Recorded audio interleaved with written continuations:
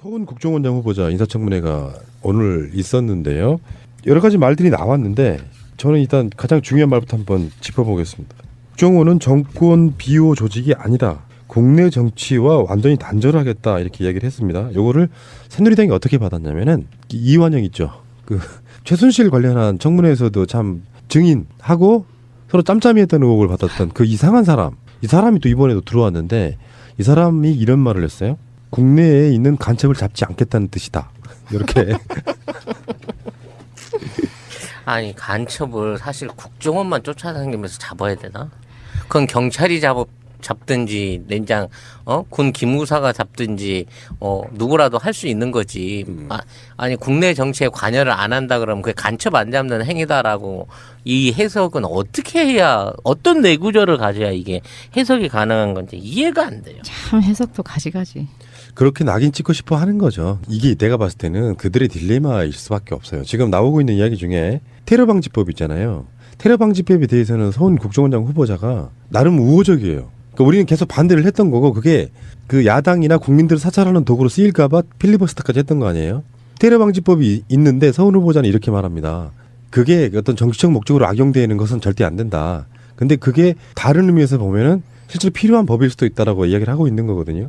그러니까 이게 민주정부의 딜레마일 수도 있고 지금 야당의 딜레마일 수도 있는데 국정원장 후보자가 국정원은 국내 정치에 개입해서는 안 된다라든지 테러 방지법에 대한 이야기를 할 때 잘 들어보면 야당 국회의원들한테 유리한 내용이야. 악용을 하기 시작하면 끝도 없을 그렇지. 이야기인 거야. 기들 털리는 건데. 이것도 일종의 그 천지분간 모르는 어그로밖에 되지 않는 거예요. 악용하겠다고 생각이 들고 국정원이라는 조직이 우리 생각하는 것처럼 국정원 원장 하나 바뀌면 바뀔까요? 안 바뀝니다. 본능적으로 심각하게는 민주정부 김대중 대통령 지나고 나서 노무현 대통령 들어섰을 때도 국정원 담당자가 국내 정치에 대한 뭐 댓글 작업해드릴까요라든지 뭐 이런 거. 그 정도로 그 본능이 살아있는 사람들입니다. 그러면 현재 야당들한테 굉장히 좋은 마인드와 좋은 시스템이라고 좀 보면 무엇이 좋은지도 모르고 이렇게 반대하는 측면이 좀 있다고 보고. 근데 오늘 제가 서훈 국정원장 후보자 인사청문회를 보고 느낀 건 뭐였냐면요. 국정원장 후보자는 신상을 많이 안 털대요. 부인의 부동산 문제 같은 게 좀 있고 그래요. 근데 그런 거는 끈질기게 물고 늘어진 사람이 없어. 결론적으로 말하면 아까 이런 약간 정치적으로 보일 수 있는 국내 정치 뭐 이런 사찰 문제라든지 이런 얘기를 주로 하더라고요. 그래서 서훈 국정원장 후보자는 통과가 굉장히 어쩌면 쉬울 수도 있겠다라는 생각을 해봤습니다. 잡아서 끼울 게 없는 거예요. 자녀가 어리다 보니까 위장전이 뭐 어떤 뭐 탈세 이런 부분에 대해서도 별로 드러나는 게 없고 무슨 단독이라고 나오는데 상가 점포 6곳에서 월세가 1,200만 원으로 엄청난 수익을 얻었대. 상가 하나 200만 원 좀 넘게 나오는 게 엄청난 수익인 건가? 거기 뭐 자문료 받은 거 갖고 물고 늘어지는데 자문료를 그렇게 받으시면 그 신고하시면 그 연금에서 공무원 연금 삭감되는 거 알고 계시냐고. 그렇다고 나 170만 원 삭감 당했다고. 팩트 조사가 안 돼 있는 거예요. 심지어 청문회 시간 중에 갑자기 경향에서 인터넷 속보가 떴어. 난 뭐 대단한 거 터진 줄 알았거든. 서훈 후보자 부인이 카페 알바생을 쓰면서 4대 보험을 안 해줬대. 근로계약서를 안 썼다 이렇게 나온 거. 그러니까 그거마저도 흠결을 낼 수 있는 엄청난 뭘 한 것처럼 단독을 때리는 애들이 지금 이 언론 환경이라는 거예요. 그래서 이들이 이런 사람들의 임용을 만일 거부를 한다 그러면 그 뒤에 올 사람은 어떻게 닥쳐서 하려 그러지? 이보다 더 유한 사람, 이보다 더 중립적인 사람이 온다는 보장이 있나? 얘네들이 그렇다고 자기들 스스로 자기 사람들을 세울 수 있는 그런 정권도 아니면서 난 이들의 어그로를 이해를 못 하겠네요. 말 그대로 이런 거죠. 친구가 새 신발 샀다고 신고식 그리고 한번 밟아주는 딱 그런 못된 짓거리밖에 안 되는 거라고 지금 하고 있는 게. 근데 이런 부분은요. 제가 봤을 때는 그보다 더 심한 사람들이 많아서 요식 행위로라도 밟고 넘어가 주는 게 좋아요. 그리고 또 뭐 서훈 후보자라는 거 하는 분도 알고 보면 기득권에 몸담았던 사람이에요. 여러 가지 이야기가 있을 수 있겠지만 그래서 그런 어떤 관행적으로 해오던 것들은 앞으로는 차츰 그게 줄어들어야 되고 그런 것들이 없는 사람들이 나중에 장관이나 국정원장 같은 자리에 올라갈 수 있게끔 사회적 분위기 만들어주는 건 전 나쁘지 않다고 생각해요. 그런 부분인데 뭐 고액 자문료 같은 부분도 뭐 이런 건 있거든요. 국정원에서 일하던 제 3차장, 2차장 이런 사람들 정말 고위직이에요. 국정원장이 장관급이니까 차장들이 한 차관급 정도 되는 사람들이거든요. 근데 그런 사람들이 사회에 나와가지고 자문료라고 해서 이제 일종의 커넥션 만드는 어떤 관례, 예를 들면 정관예우 비슷한 거랑 좀 그런 측면들은 이런 것들이 나왔잖아요. 그 나오면 앞으로 나오는 후보자들 또는 지금 정치하고 있는 사람들은 그런 것들이 점점 줄어드는 계기가 저는 된다고 보고요. 그래야 좋은 세상 만들어지는 거니까. 뭐 어쨌건 간에 오늘 전체적인 분위기는 서훈 후보자 같은 경우는 그렇게 길게 어그로 끌거나 그러진 않을 것 같다 이런 느낌이었고요.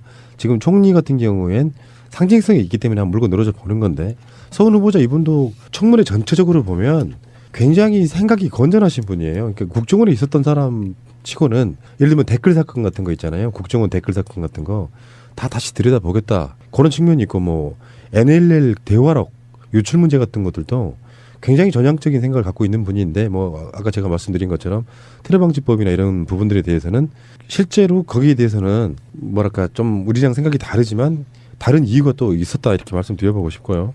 지금 뭐 말씀하신 부분 이외에도 국정원 내부 해킹 북한이 했다는 그 사건, 박원순 제안 문건 만든 사건, 간첩 조작 사건이죠. 마티즈 사건. 아 그것도 얘기했어. RCS. 예. 그런 류들만 그 내부적으로 파헤친다고 하더라도 지금 정치권에 미칠 영향력이 어마어마하거든요. 결국 나중에 서훈 후보자가 하겠다는 어떤 그 중립적인 영향, 우리가 뭐 대북 외교라고 김정은이 오늘 아침에 뭘 먹었나를 알아내는 게 중요한 게 아니라 지금까지 정치적으로 편향돼 있었고 국내 정치에 직접적으로 개입했던 국정원의 폐해를 잘라낼 수 있다는 면에서 의미가 있는 거지. 지금 뭐 국정원이 지금 나가갖고 무슨 간첩 활동하고 첩보 활동을 하고 미국에 무슨 007 같은 특수공작원을 보내고 이런 시대는 아니잖아요. 우리도 지금 한국에 있는 나도 웬만한 중요한 정보들 같은 경우는 인터넷 통해서 다 얻어내는 세상인데. 네, 아니 저는 그냥 자문료가 너무 저렴하다고 생각해가지고 그냥 랜덤으로 찾아봤는데요. 국외 전문가 아니면은 수상자 수준의 석학이 2만 불 정도예요. 장기적으로 하면은 월. 그리고 교수급은 한 11,000불? 그리고 단기로 하면은 하루 일당이 700불 정도예요. 강연은 뭐 한 번에 시간당 뭐 1,500불 뭐 이렇게 하니까 이 후보가 매우 제일 저렴한 가격으로 그것을 받은 걸로 생각을 하게 되는, 제가 생각이 맞았던 것 같아요. 그러니까 제가 아는 자문료 수준으로는 왜냐하면 지금 그 숫자에 굉장히 민감하잖아요, 우리가. 왜냐하면 실업률도 굉장히 높고 하는데 그분의 위치에서는 그것은 그닥 높지 않다고 말씀드리고 싶고요. 지금 이 딴죽이라든지 뭐 국정원의 활동은 정말 국가를 어떻게 잘 운영을 하고, 아까 찌찌라시님이 말씀하셨듯이 지금 요새 누가 정말 첩보원들이 와가지고 007 작정을 합니까?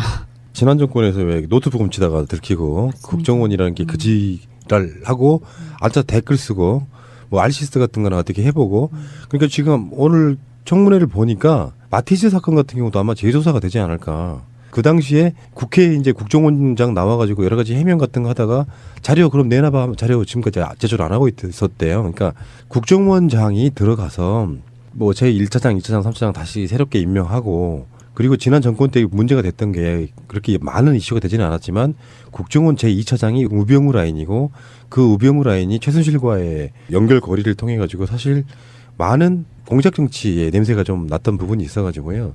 이거 개혁하려고 그러면 시간 굉장히 오래 걸려요. 국정원장 지금 그 청문회 후보자 라인업을 한번 볼게요. 난 서훈 후보자가 뭐 나오는 이야기 보면 우리들 감정적으로야 뭐 한꺼번에 재산이 6억이 올랐다, 뭐 임대료가 얼마다, 뭐 이런 거는 그냥 자체하고 이 위원장이 이철우입니다. 자유한국당의 국정원 출신의 국회의원이지 않습니까? 이 사람이 지난 박근혜 정권 때 국회에서 얼만큼 국정원을 쉴드 쳤는지는 누구나 다 아는 바로 그런 사람이고요. 다음에 더불어민주당에서 간사는 김병기 의원이고 신경민, 우원식, 이인영, 조홍천 화려합니다. 이거는. 다음에 자유한국당에서는 아까 말한 이완영이 간사고요. 다음에 서청원, 정우택. 나 진짜. 그리고 국민의당에서는 이태규 의원이 간사고요. 김동철 의원이 포함되어 있고요. 바른정당에서는 주호영 의원이 간사입니다. 여기서 여러분들 뭐 이렇게 느끼시는 거 없어요? 그 웬만한 그 당대표급들은 다 출동을 한 거네요. 거진 당대표 후보들. 아니, 정확히 말하면은 지금 4당의 원내대표가 다 들어와 있는 정문이에요. 그러니까. 지금 우원식, 다음에 정우택, 김동철, 주호영이 지금 각 4당의 원내대표거든요. 서훈 후보자 인사청문회 같은 경우는 굉장히 나름대로 안정적으로 저는 보이더라고요. 물어볼 거 제대로 물어보는 것 같은 느낌도 들고. 근데 나오는 면면이라는 게 지금 이완영, 나 참 이 사람 뻔뻔한 게요. 청문회 안 나오고 싶을 것 같거든요. 나름 전문 분야라고 뭔가 얘기하겠다고 나왔으면 좀 전문적인 내용도 좀 했으면 하는데. 근데 그러니까 국회 정보위원회 소속의 국회의원들이 하는 거긴 한데 이완영 나와, 정우택 나와, 서청원 나와, 그리고 저 김동철 의원만 해도 반문의 대표적인 인사 중에 한 명이거든요. 국민의당 가면은 쏟아내는 말들이 어마어마해요, 이 양반. 그리고 이태규만 해도 이명박 라인의 국민의당 안철수 전 대표의 측근 중에 한 명이고요. 이들이 끝까지 이빨을 내세우면서 물고 뜯을 만한 그 계급에 있는 사람들도 아니고 제일 그 무난하게 지나갈 때 체면막이용으로 지금 세워준 게 아닌가. 그 정도 이상은 기대할 게 없더라고요. 실제 내용도 없고.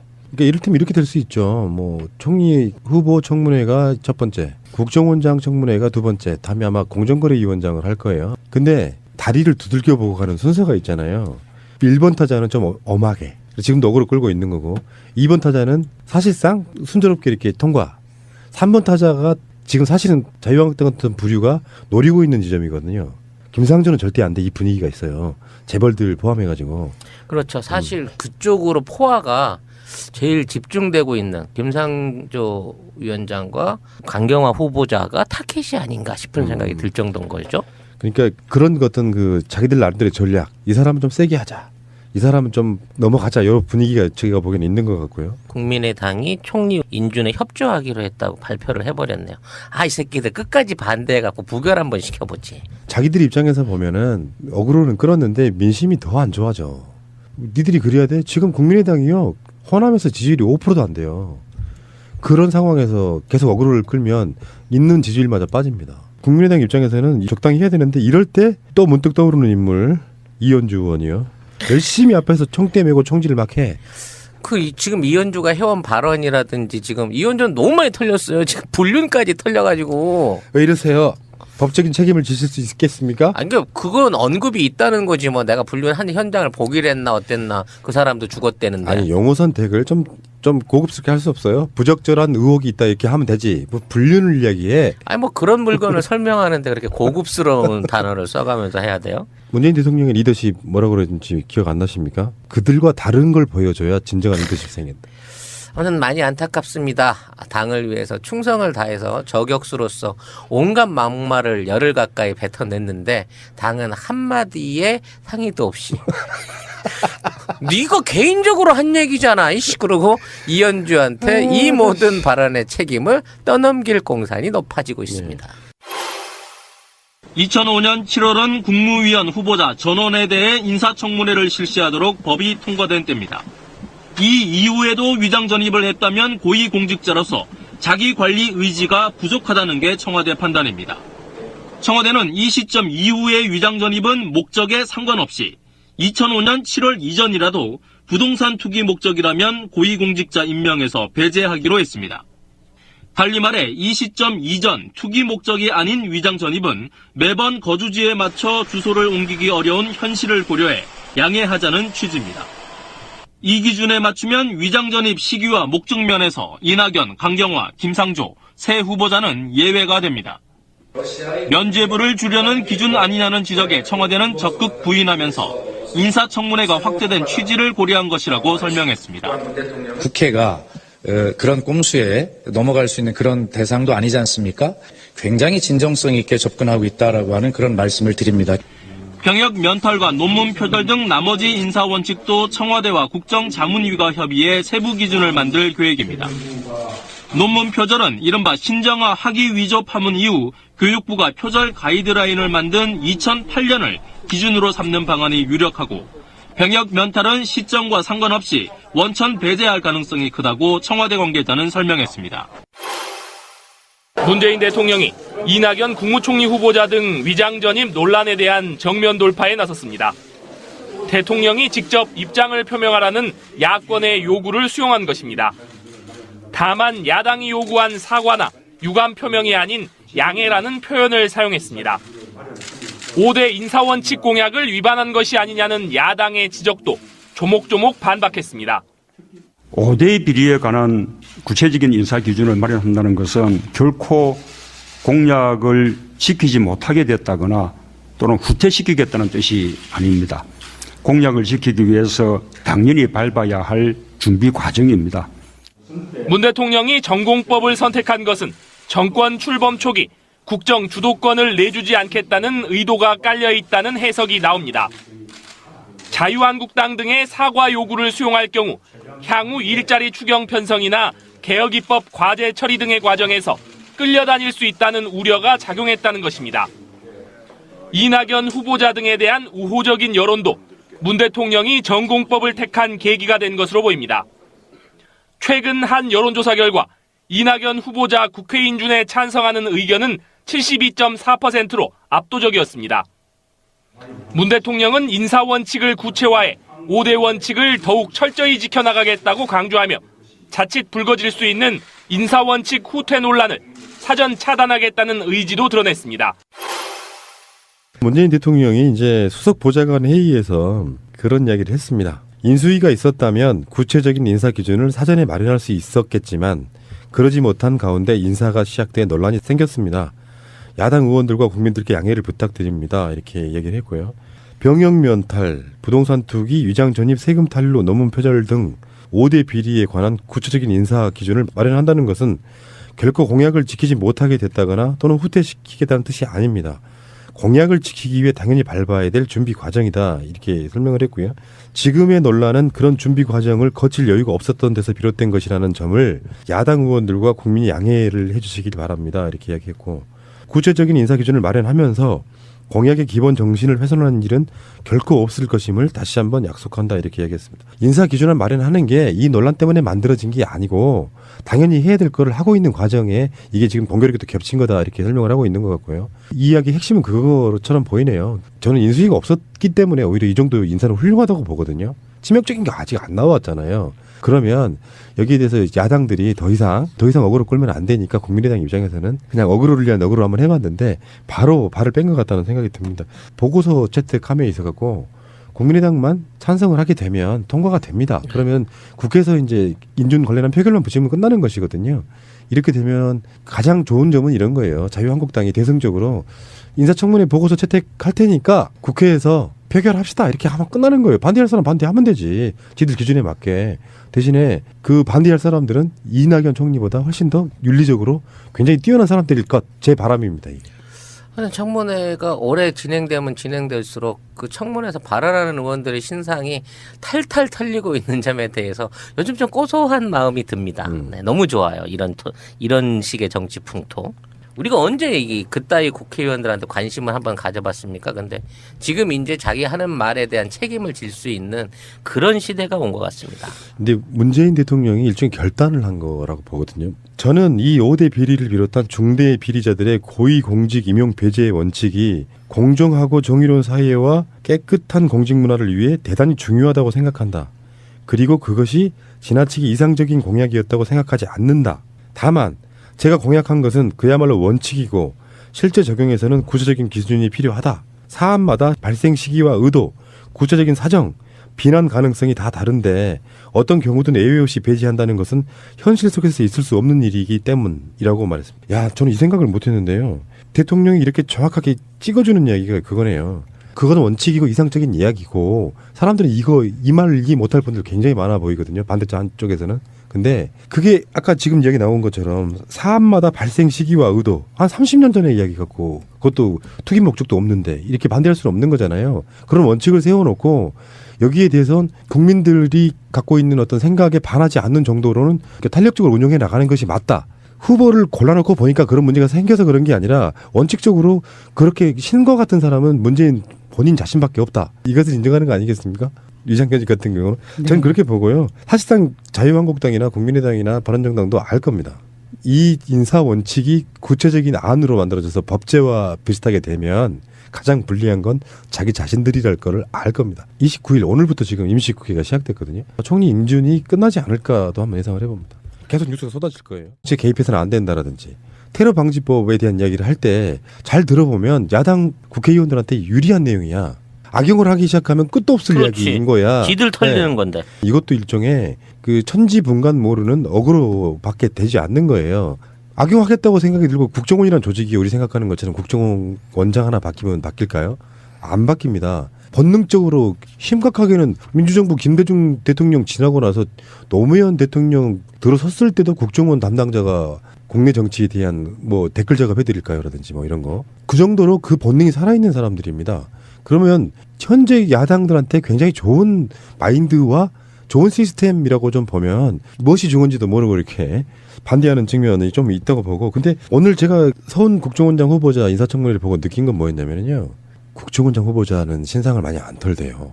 부인의 부동산 문제 같은 게 좀 있고 그래요. 근데 그런 거는 끈질기게 물고 늘어진 사람이 없어. 결론적으로 말하면 아까 이런 약간 정치적으로 보일 수 있는 국내 정치 뭐 이런 사찰 문제라든지 이런 얘기를 주로 하더라고요. 그래서 서훈 국정원장 후보자는 통과가 굉장히 어쩌면 쉬울 수도 있겠다라는 생각을 해봤습니다. 잡아서 끼울 게 없는 거예요. 자녀가 어리다 보니까 위장전이 뭐 어떤 뭐 탈세 이런 부분에 대해서도 별로 드러나는 게 없고, 무슨 단독이라고 나오는데 상가 점포 6곳에서 월세가 1,200만 원으로 엄청난 수익을 얻었대. 상가 하나 200만 원 좀 넘게 나오는 게 엄청난 수익인 건가? 거기 뭐 자문료 받은 거 갖고 물고 늘어지는데 자문료를 서훈 국정원장 후보자 인사청문회가 오늘 있었는데요. 여러 가지 말들이 나왔는데 저는 일단 가장 중요한 말부터 한번 짚어보겠습니다. 국정원은 정권 비호 조직이 아니다. 국내 정치와 완전히 단절하겠다 이렇게 이야기를 했습니다. 요거를 새누리당이 어떻게 받았냐면은 이완영 있죠. 그 최순실 관련한 청문회에서도 참 증인하고 서로 짬짬이했던 의혹을 받았던 그 이상한 사람. 이 사람이 또 이번에도 들어왔는데 이 사람이 이런 말을 했어요. 국내에 있는 간첩을 잡지 않겠다는 뜻이다. 이렇게. 아니 간첩을 사실 국정원만 쫓아다니면서 잡아야 되나? 그건 경찰이 잡든지連장 군 기무사가 잡든지 누구라도 할 수 있는 거지.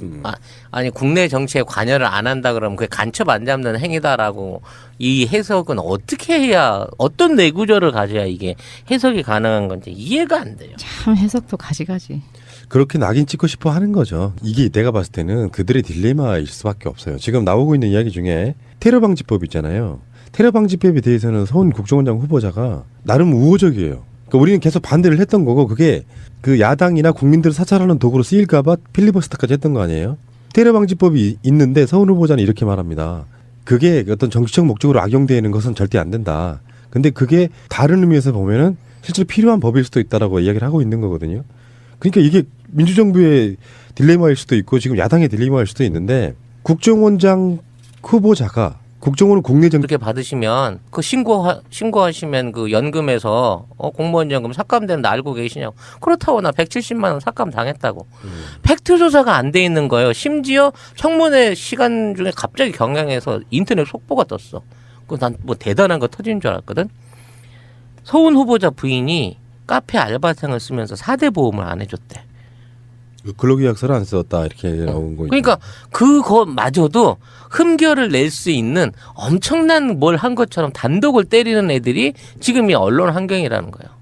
그래서 이들이 이런 사람들의 임용을 만일 거부를 한다 그러면 그 뒤에 올 사람은 어떻게 닥쳐서 하려 그러지? 이보다 더 유한 사람,